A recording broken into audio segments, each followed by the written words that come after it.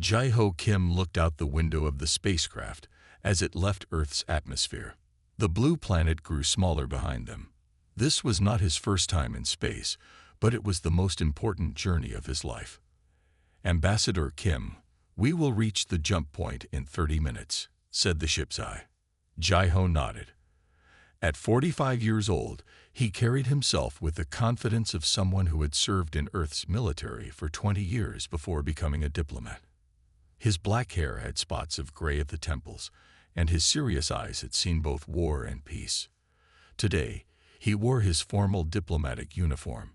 Earth had only joined the Galactic Union 3 months ago. This trip to the Central Council would be humanity's first chance to speak as equals with the 17 alien species that ruled most of the known galaxy. In the lounge area of the ship, Jai-ho noticed a woman and a small girl. The woman was looking at data on a tablet while the girl stared wide-eyed at the stars. They were the only other humans on this transport. Jai-ho walked over to them.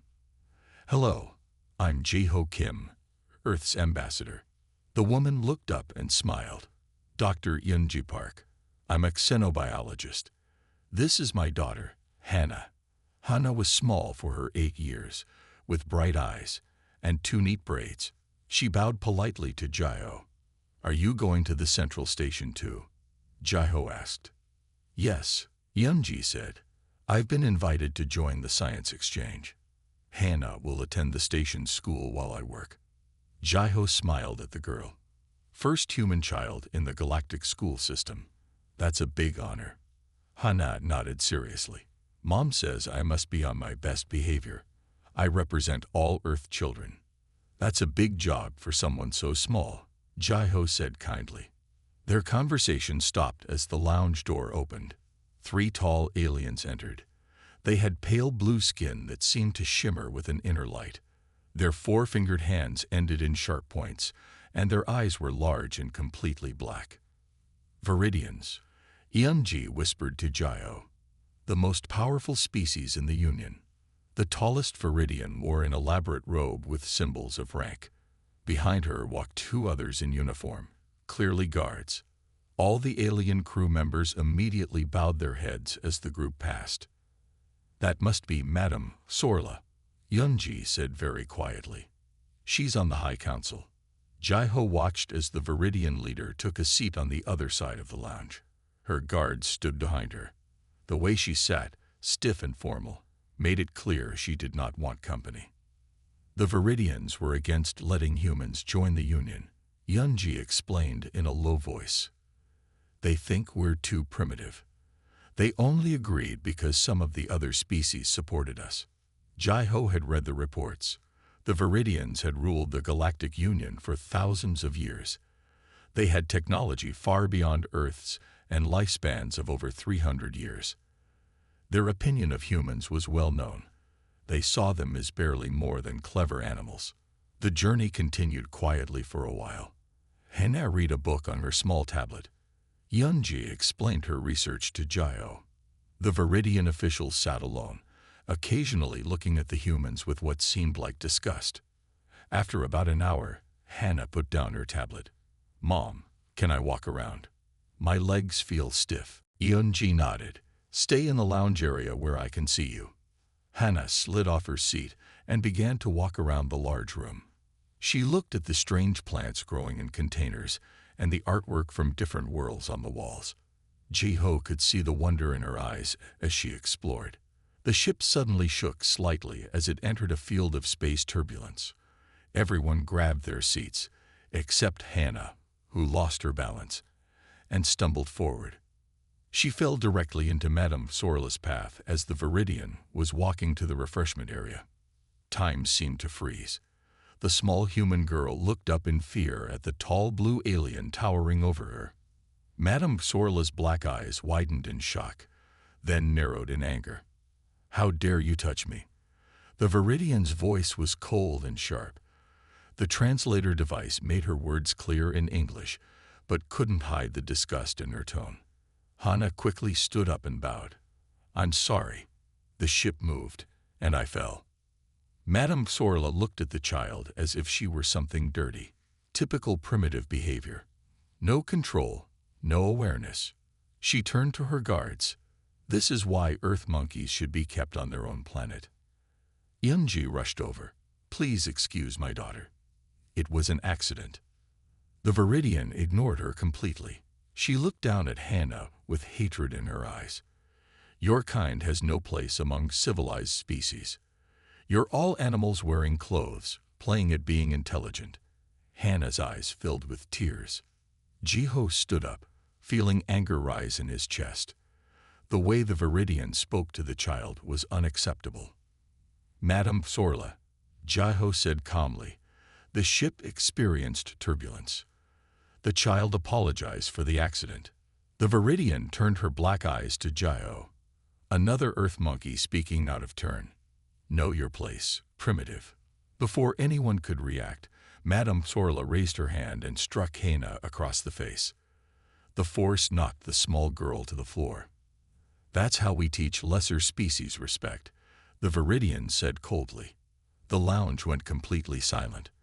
Yunji gasped and ran to her daughter. Hannah was crying quietly, a red mark forming on her cheek. Jiho moved quickly, placing himself between the Viridians and the humans. His military training took over, and he stood tall and unafraid. Madame Sorla, he said, his voice low and controlled, you have just physically assaulted a child. On Earth, this is a serious crime. The Viridian laughed, a cold sound with no humor. Your Earth laws mean nothing here, monkey.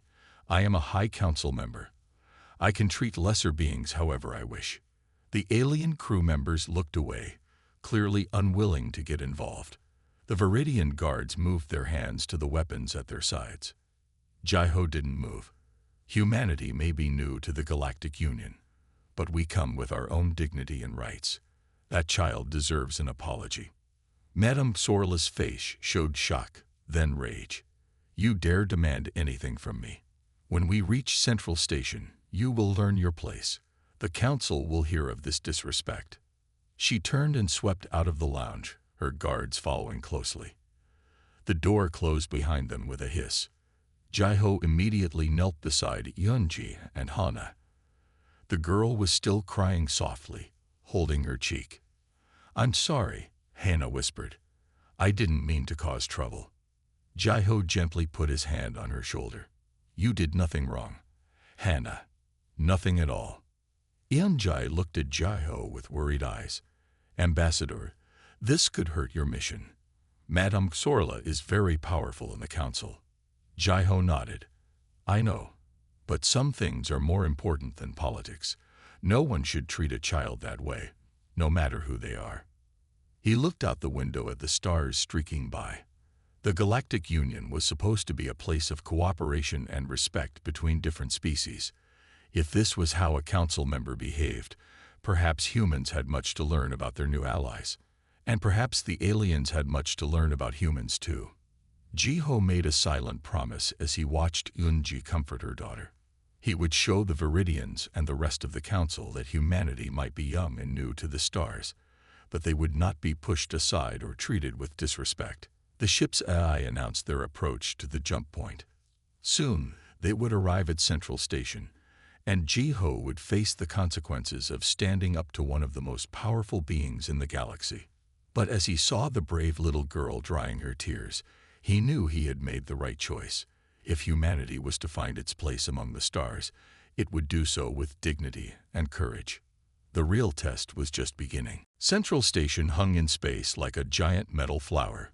Its 5 huge arms stretched out from a center hub, each arm housing thousands of beings from across the galaxy. Hundreds of ships moved around it, coming and going from distant worlds. The Earth transport docked at the outermost section, the area reserved for new and less important species. Jiho, Yunji, and Hannah stepped off the ship into a busy arrival hall. Hannah stayed close to her mother, her eyes wide as she saw aliens of many different shapes and sizes walking past. Welcome to Central Station, said a small green alien with 4 arms. I am Krell, assigned to the Earth delegation. Please follow me. Jiho noticed that Madame Sorla and her guards had left the ship through a different exit, one marked with special symbols. The Viridian hadn't looked back once. "Ambassador Kim," Krell said as they walked, "there has been a complaint filed against you." Jai-Ho wasn't surprised. "By Madame Sorla, I assume." The small green alien nodded nervously. "Yes. She has accused you of disrespect toward a council member and interference with discipline of a lesser species." Eun-ji gasped. "Lesser species? She hit my daughter." Krell looked uncomfortable. "I understand your feelings, Dr. Park. But Viridians have different views about other species, especially newer ones like humans." They entered a lift that took them deeper into the station. When the doors opened, they stepped into a hallway with rooms on each side. "These are your quarters," Krell said.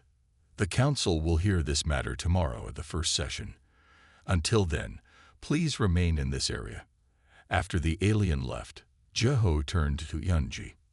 "I'm sorry about this. I've put you and Hannah in a difficult position." Eun-ji shook her head. "No, you stood up for my daughter when no one else would." "Thank you." Hannah had been quiet since the incident on the ship. Now she looked up at Jai-Ho. "Will you get in trouble because of me?" Jai-Ho knelt down to her level. "None of this is your fault, Hannah. Sometimes adults must stand up for what's right, even if it's hard." Later that evening, Jai-Ho received a message on his tablet. The sender was Taro Yamamoto, Earth's first contact specialist, who had been on the station for 2 months. "Ambassador, I've heard what happened." Taro's message read, "The situation is serious. The Viridians are pushing for Earth to be put on probation. No voting rights, no representatives for 10 years. They're saying this incident proves humans aren't ready for galactic society." Jai-Ho frowned as he read on. "Most species follow the Viridians' lead." The message continued. "They've been the dominant power for thousands of years. Our only chance is if some of the middle-tier species support us, but they rarely go against the Viridians. I'll meet you before the hearing tomorrow." Jai-Ho put down the tablet. The situation was worse than he had expected. Earth's first real chance at having a voice in galactic affairs might be lost because he had defended a child from abuse. A soft knock at his door interrupted his thoughts. When he opened it, Eun-ji stood there, looking worried. "Hannah can't sleep," she said. "She keeps saying she ruined everything for Earth. Could you speak with her? She respects you." Jai-Ho followed Eun-ji to their quarters. Hannah sat on her bed, hugging her knees to her chest. Her eyes were red from crying. "Hello, Hannah," Jai-Ho said gently, sitting beside her. "Your mother says you're worried." The girl nodded. "Everyone will hate Earth because of me. Mom won't get to do her science work. It's all my fault." Jai-Ho thought carefully before speaking. "Hannah, do you know what my job is as an ambassador?" She looked up. "To speak for Earth." "Yes, but more than that. I'm here to show the galaxy who humans really are. And one important thing about humans is that we protect children. All children." Hannah considered this, even when it causes problems. "Especially then," Jai-Ho said firmly. "If I didn't stand up for you, I wouldn't be representing the best of humanity." As they talked, Hannah began to calm down. Eventually, she lay back on her pillow, her eyes growing heavy with sleep. Before he left, Hannah said something that stuck with Jai-Ho. "My neural teacher at schools says our memories are the most private things we have. But I wish everyone could see my memory of what happened. Then they would know the truth." Jai-Ho stopped at the door. "What did you say about memories?" Eun-ji explained. "All Earth children now have basic neural implants for education. They record important memories for learning review. It's standard technology back home." "And Hannah's implant recorded what happened on the ship?" Jai-Ho asked, an idea forming. Eun-ji nodded. "Yes, but that's private data. By Earth law, a child's neural recordings can't be accessed without special permission." Jai-Ho thought about this all the way back to his quarters. There might be a way to prove what really happened, but it would require bending some rules. The next morning, Taro met them for breakfast. He was a shorter man with kind eyes and a worried expression. "The hearing is in 2 hours," he said. "I've spoken with some of the other species representatives. Most won't commit to supporting us against the Viridians." "What if we had proof of what really happened?" Jai-Ho asked. He explained about Hannah's neural implant. Taro looked shocked. Using a child's neural data, the council might see that as an invasion of privacy. "It would be," Yunji said quietly, "unless Hannah gives permission herself." They all looked at the girl, who was pushing food around her plate. "Hannah," her mother said gently, "would you be willing to let the council see your memory of what happened with Madame Sorla? You don't have to if you don't want to." Hannah thought for a moment. "Will it help?" "It might," Jai-Ho said honestly. "But the memory would be seen by many aliens. It might be scary to share something so personal." The girl sat up straighter. "You stood up for me when it was hard. I can be brave too." 2 hours later, they entered the council chamber. It was a huge round room with seats rising up like stairs on all sides. In the middle was an open space with a single podium. At the highest point sat 7 Viridians, including Madame Sorla, looking down at everyone else. Representatives from all 17 member species filled the seats. Some looked like animals from Earth myths. One had feathers, another scales. Some had extra limbs or eyes. But all watched as the humans entered. The head Viridian, an older male with pale blue skin, spoke first. "This special session will address the complaint by Council Member Sorla against the human representative Jai-Ho Kim. The charge is disrespect to a superior species and interference with proper discipline." Madame Sorla stood. "The facts are simple. A human child showed typical primitive behavior by colliding with me. When I corrected this inappropriate action, the human representative interfered and showed disrespect. This proves that humans are not ready for full membership in our union." Many representatives nodded in agreement. Jai-Ho noticed that most species seemed to automatically side with the Viridians. When it was his turn to speak, Jai-Ho approached the podium. "Members of the council, I request permission to present evidence in my defense." The head Viridian looked surprised. "What evidence could you possibly have?" "With full legal permission, I have access to the neural memory recording of the incident," Jai-Ho said clearly. "I request that it be shown to all present." Murmurs filled the chamber. The Viridians spoke quickly among themselves, clearly not expecting this. "Neural recordings?" One alien asked. "Humans have such technology." For educational purposes, Taro explained from his seat. "All Earth children have basic neural implants." Madame Sorla stood up angrily. "This is a trick. Humans do not have such advanced technology." The head Viridian raised his hand for silence. "We will view this recording, if it exists. Our scanners will verify its authenticity." Jai-Ho nodded to Yunji, who stepped forward with Hana. A technician approached with a small device that connected to Hannah's neural implant behind her ear. Hana looked nervous but determined as her memory was prepared for display. Yunji held her hand tightly. "Be brave," Jai-Ho whispered to the girl. "You're helping all humans today." The lights dimmed, and the memory began to play on the large screens around the chamber. Everyone saw exactly what Hana had experienced: the ship's sudden movement, her accidental fall, and then Madame Sorla's cruel words and the painful strike across her face. The memory included not just images but feelings: Hannah's fear, confusion, and pain. Many representatives looked uncomfortable as they experienced the incident through a child's eyes. Most damaging of all, the memory captured Madame Sorla's words to her guards before the incident, which Hana had overheard while exploring. "Once we push these Earth monkeys back to their planet, we can continue our plans. The mineral rights to their outer planets will be ours within a year." When the memory ended, the chamber was completely silent. Madame Sorla stood frozen, her face showing both rage and fear at being exposed. The hearing was about to take a turn that no one had expected, not even Jeho himself. The silence in the council chamber lasted for several long seconds. Then, all at once, many representatives began to speak.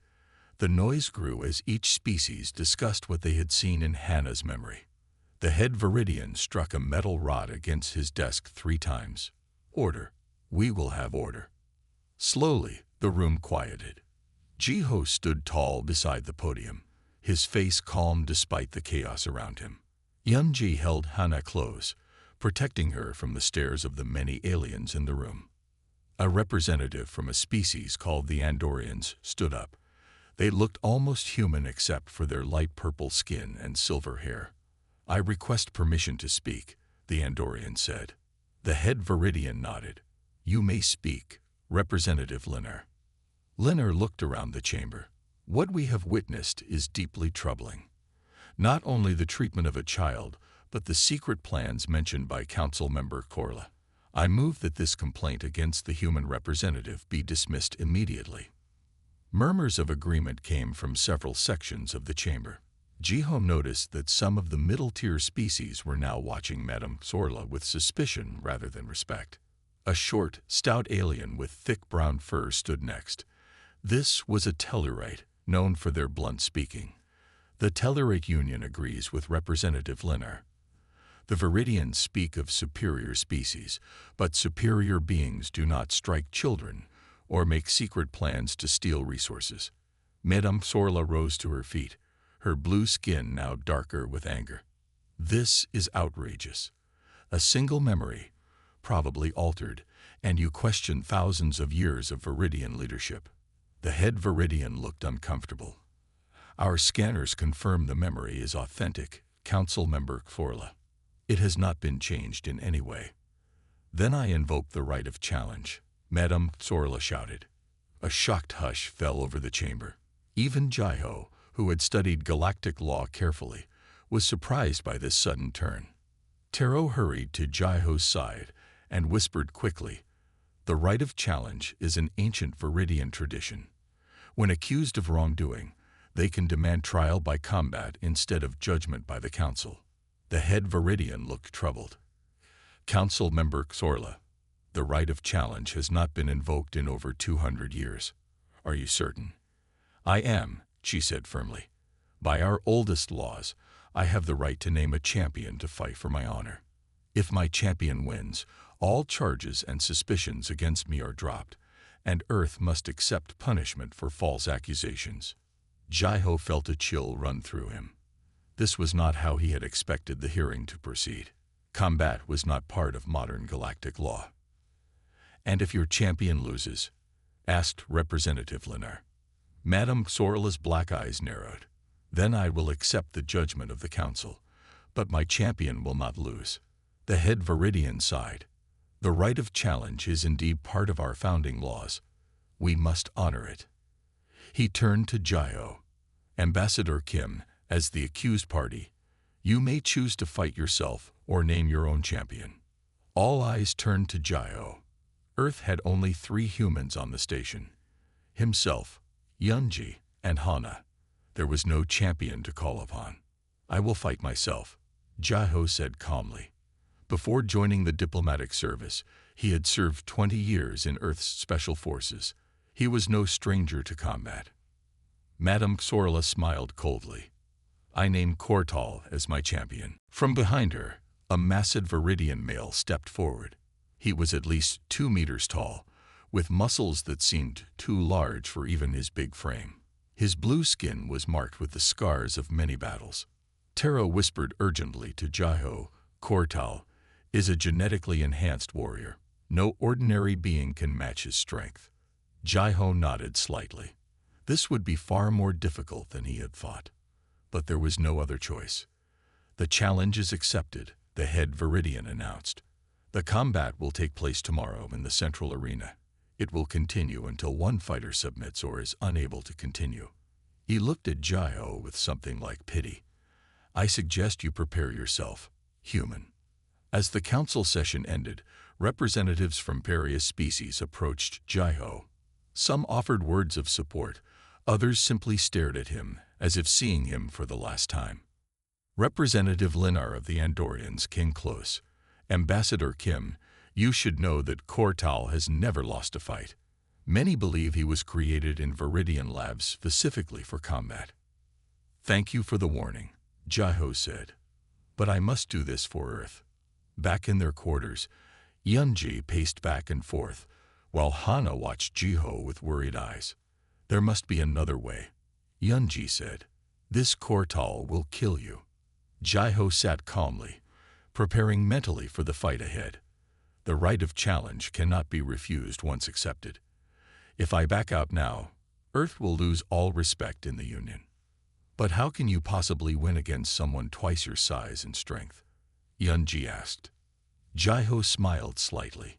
Humans have been winning fights against stronger opponents for thousands of years.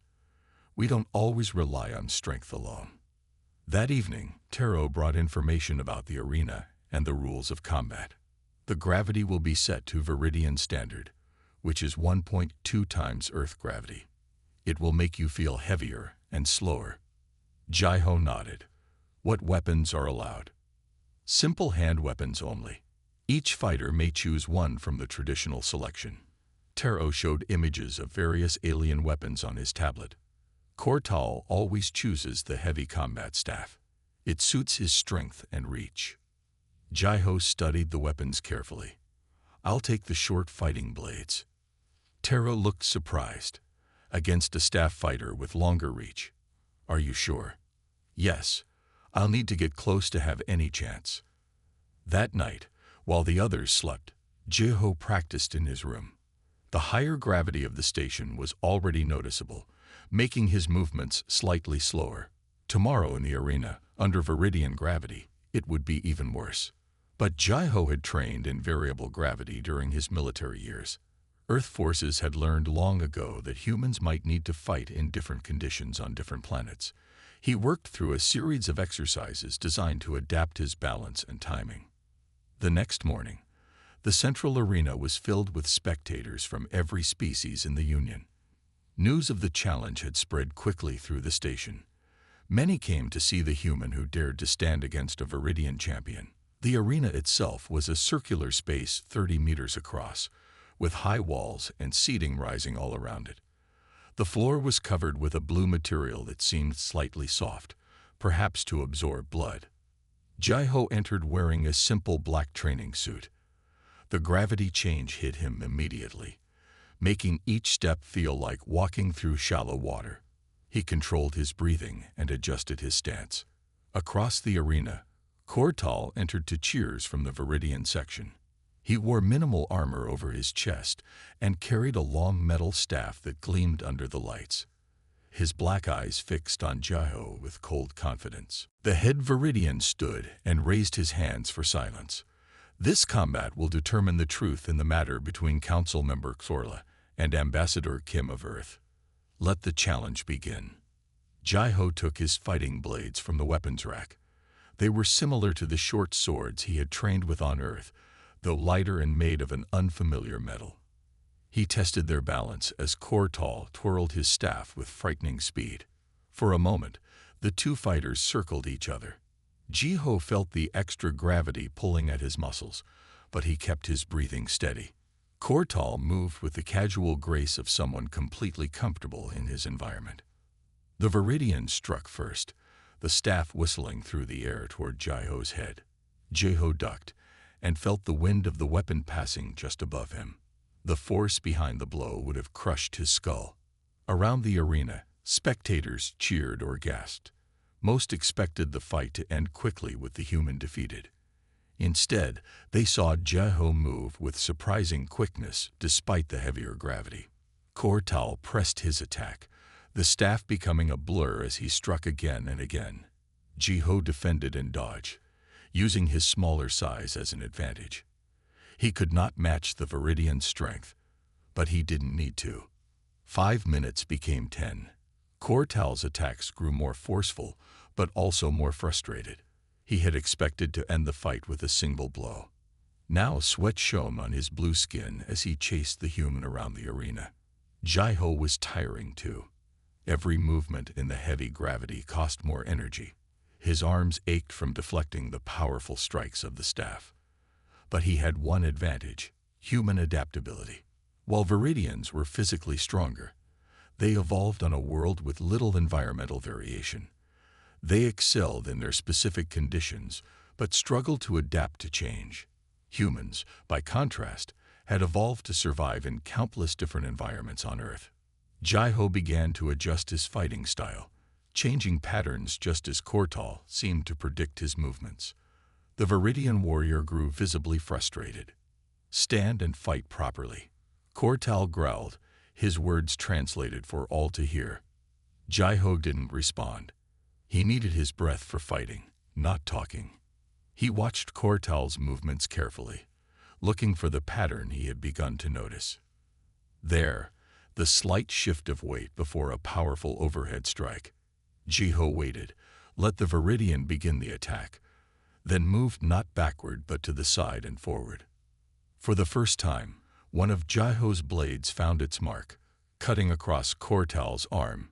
Blue blood appeared on the Viridian's skin. A shocked murmur ran through the crowd. Kortal roared in anger and swung his staff wildly. Jaiho ducked under it and cut again, this time across the Viridian's leg. More blue blood. The fight had changed. Now it was Kortal who looked uncertain, and Jaiho who pressed forward with calm purpose. In the spectator seats, Hannah gripped her mother's hand tightly. "He's going to win," she whispered. "Ambassador Kim is going to win." Kortal wiped blue blood from his arm and glared at Jaiho. No one had ever wounded him in combat before. The human stood calmly, the two short blades ready in his hands. "You fight without honor," Kortal said loudly. A true warrior would meet strength with strength. Jaiho did not respond. He knew this was a trick to make him fight on the Viridian's terms. Instead, he circled slowly, conserving his energy. In the viewing area, Madame Xorla was speaking angrily to the other Viridians. She had expected a quick victory. Now her champion was bleeding, and the human showed no signs of giving up. The fight continued. Kortal attacked with powerful swings of his staff, but his movements had become more cautious. Jaiho used this hesitation to his advantage, moving in quickly to make small cuts before backing away from the Viridian's counterattacks. 20 minutes passed. Both fighters were tiring. Jaiho's muscles burned from the constant strain of moving in the heavy gravity. Sweat soaked his clothes, and his breath came in deep gasps. But Kortal was also showing signs of fatigue. Blue blood marked his arms and legs where Jaiho's blades had found gaps in his defense. In the spectator seats, more and more aliens were watching Jaiho with newfound respect. They had come expecting to see a human easily defeated. Instead, they were witnessing an incredible display of skill and adaptability. "The human fights like water," one alien commented. "He flows around strength rather than opposing it directly." "A clever strategy," another agreed. "Different from any fighting style I have seen before." On a large screen above the arena, Hannah's memory recording of the ship incident was being shown again.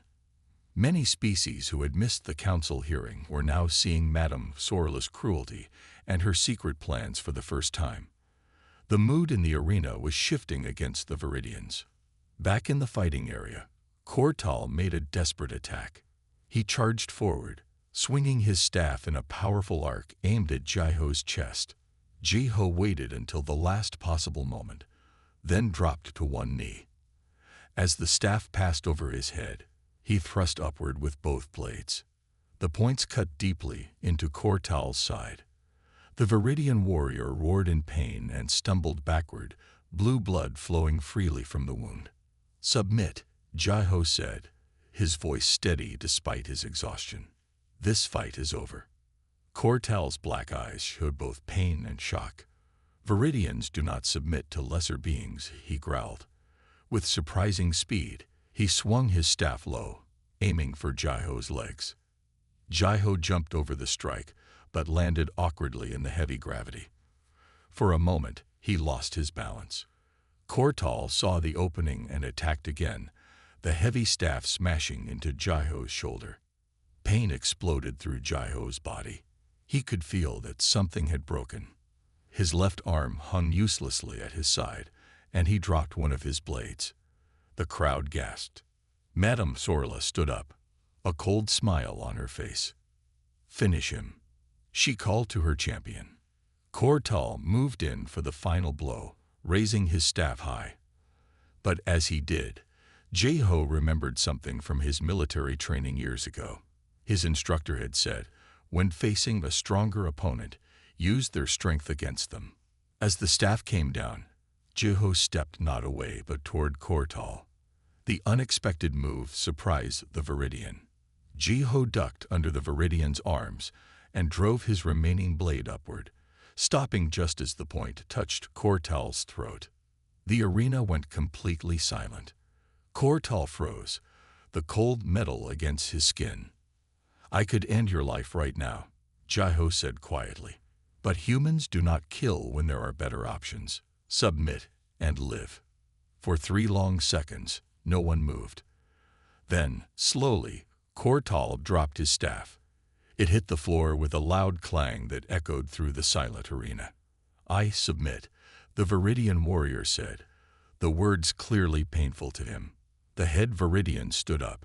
"The challenge is completed. The human ambassador has won." A roar of sound filled the arena as representatives from many species cheered. It was not just a victory for Jaiho or Earth, but a moment when the balance of power in the Galactic Union visibly shifted. Medical teams rushed to the arena floor. As they helped Jaiho to a medical stretcher, he saw Young-ji and Hannah pushing through the crowd toward him. Hannah's face was bright with excitement and relief. "You did it. You won," she called. Jaiho smiled through his pain. "We all did, Hannah. Your courage made this possible." Over the next few days, as Jaiho recovered in the medical center, many representatives came to visit him. The Andorians, the Tellurites, and several other species offered friendship and alliance with Earth. Jaiho's victory had earned humanity new respect in the Union. Even more importantly, Hannah's memory recording had revealed Madame Sorla's secret plans to take Earth's resources. An investigation was launched immediately, uncovering evidence that several high-ranking Viridians had been planning to exploit many younger species. 1 week after the fight, a special session of the council was called. Jaiho attended with his arm in a healing device. Young-ji and Hannah sat with him in a section now marked with Earth's symbol. The head Viridian looked much older than before as he addressed the council. Based on the evidence discovered, council member Kforla has been removed from her position. The Viridian leadership offers its apology to Earth and all other affected species. This was unprecedented. In thousands of years, the Viridians had never apologized to anyone. Furthermore, the head Viridian continued, the council has voted to grant Earth full membership rights immediately, with all privileges that entails. Ambassador Kim will hold a permanent seat on the Middle Council. Applause filled the chamber.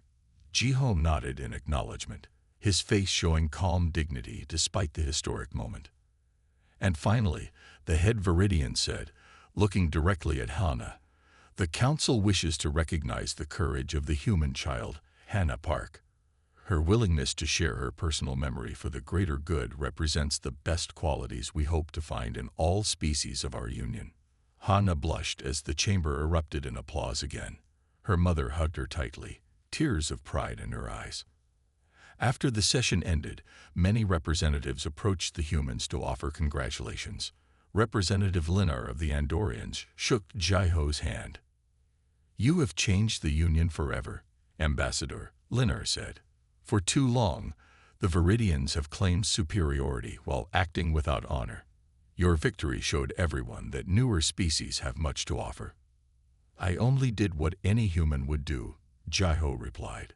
"We protect our children and stand against bullies, no matter how powerful they seem."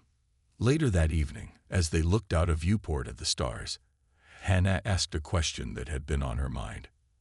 "Ambassador Kim, why did you let Kortal live? You could have won faster by hurting him more." Jaiho considered the question carefully. Winning isn't always about defeating someone. Hannah, sometimes it's about showing a better way. I wanted the Union to see that humans can be both strong and merciful. Hannah nodded thoughtfully. Will the Viridians be nicer to everyone now? Change takes time, Jaiho said. But they've taken the first step. And more importantly, other species now see that the Viridians aren't all-powerful. The balance in the Union has shifted. In the days that followed, things changed quickly for the humans on Central Station. Yunji was given a leadership position in the science exchange, with resources to study the biology of many different species. Hannah became something of a celebrity among the younger aliens at the station school, her story spreading throughout the Union. And Jaiho found himself at the center of a new alliance of middle-tier species who had been inspired by Earth's stand against Viridian dominance. Together, they began to reshape galactic policies to be more fair to all members. 1 month after the challenge, Jaiho received a message from Earth's government. He had been officially appointed as humanity's first permanent ambassador to the Galactic Union. The message ended with words that made him smile. Your actions have opened the stars to humanity. Through intelligence, courage, and compassion, you showed the galaxy who we truly are. All of Earth stands with you. That evening, Jaiho met Yunji and Hannah for dinner in the station's garden area. Plants from many worlds grew there, including some newly arrived from Earth. Hannah was excitedly telling her mother about the alien friends she had made at school. They asked so many questions about Earth, she said. They want to know everything about humans. What do you tell them? Jaiho asked with a smile. Hannah thought for a moment. I tell them that humans might be new to space, but we're brave and kind. And we always stand up for what's right, even when it's hard. Jaiho nodded. That was exactly the message he hoped all species would learn about humanity. Not that humans were the strongest or the smartest, but that they had courage, adaptability, and compassion, qualities that might serve them well among the stars. As they looked out at the countless points of light visible through the garden's transparent dome, Jaiho felt a sense of hope for the future. Earth had found its place in the galaxy, not through domination or fear, but through standing up for its values. The journey had just begun.